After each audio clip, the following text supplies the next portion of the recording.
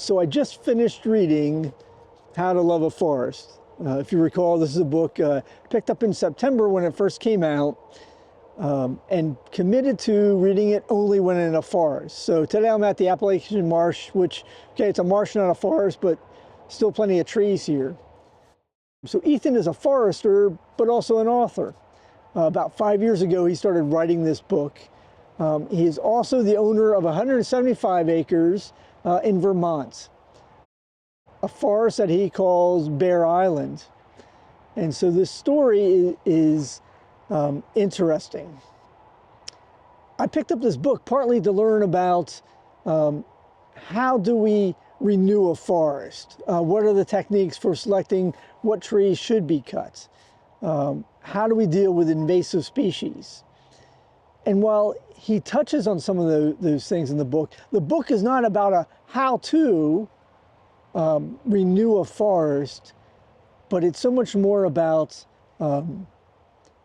what's required in one's heart and mind and the choices we make to renew and to love a forest. His writing is different, right? It's not what I expected, a academic, scientific, mechanical approach to loving a forest, but he puts great love in his labor of writing to bring you there with it.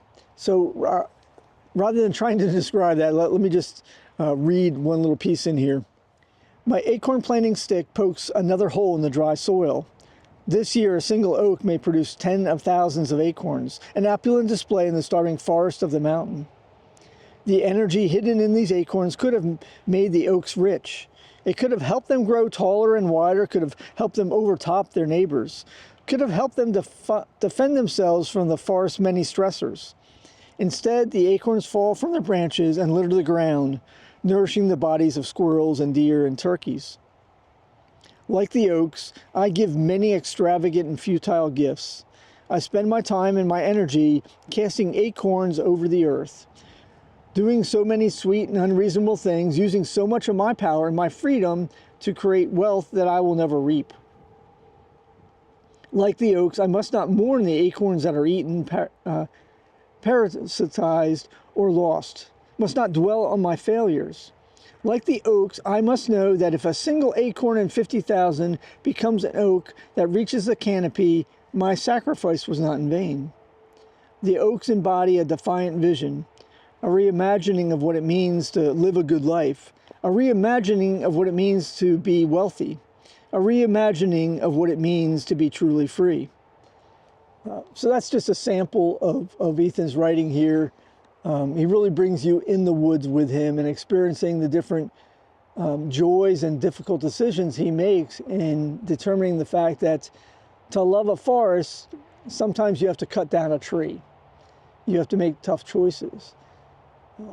And beyond that, it's more, even more about just how do you love a forest? How do you love things in general, people in general? So it's a book I can't recommend enough. Mine's a little lumpy. There's places in here where, as I was in different forests, especially here in the fall, picking up different leaves. So I'll show you some pictures of these.